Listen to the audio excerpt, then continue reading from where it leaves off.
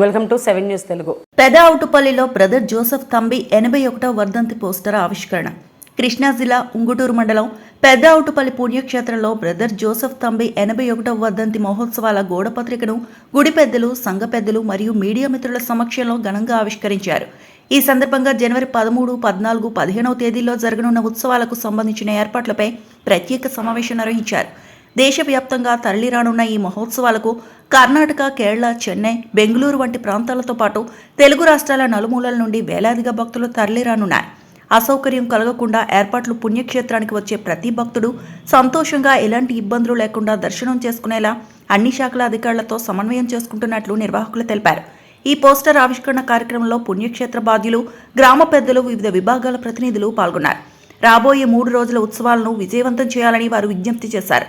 మీ అందరికీ కూడా ప్రేమతో ఆహ్వానం తెలియజేస్తున్నాము. తంబి గారి 81వ వర్ధంతి మహోత్సవాల సందర్భముగా మా పుణ్యక్షేత్రంలో ఉన్నటువంటి గుడి పెద్దలు, సంఘ పెద్దల యొక్క సహాయం ద్వారా ఈ ఉంగుటూరు మండలంలో ఉన్నటువంటి అన్ని డిపార్ట్మెంట్స్లో ఉన్నటువంటి యాజమాన్యాన్ని పుణ్యక్షేత్రానికి ఆహ్వానించి మీడియా మిత్రులతో పాటు కలిసి ఒక మీటింగ్ను ఏర్పాటు చేశాము.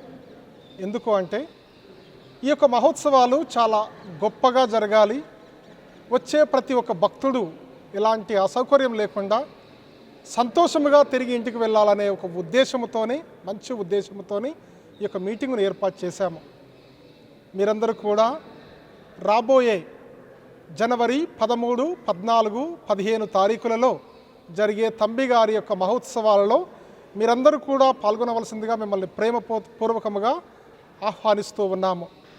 ప్రతి సంవత్సరం జరిగే ఈ ఉత్సవాలలో ఆంధ్ర, తెలంగాణ, కేరళ, తమిళనాడు, కర్ణాటక రాష్ట్రాల నుంచి చాలామంది భక్తులు తండోపతండాలుగా వస్తూ ఉన్నారు. బ్రదర్ జోసెఫ్ తంబి గారు 1945వ సంవత్సరంలో అవుటుపల్లి ఈ పుణ్యస్థలములో మరణించారు. అతడు ఇక్కడ మరణించక ముందు మా గ్రామంలో ఉన్నటువంటి ప్రజలు అతనితో పాటు జీవించారు. అతను జీవించే ఆధ్యాత్మికమైన జీవితాన్ని బట్టి తంబి గారు మరణించిన తర్వాత సమాధి చెంతకు వచ్చి కొంతమంది భక్తులు ప్రార్థన చేసుకోవడం ద్వారా ఎంతోమంది భక్తులకు ఎన్నో పుణ్యాలు, అద్భుతాలు జరిగాయి. దాన్ని బట్టి ఈ 81వ సంవత్సరంలో కూడా చాలామంది భక్తులు వస్తారని మేము ఊహిస్తూ ఉన్నాము, అంచనా వేస్తూ ఉన్నాము.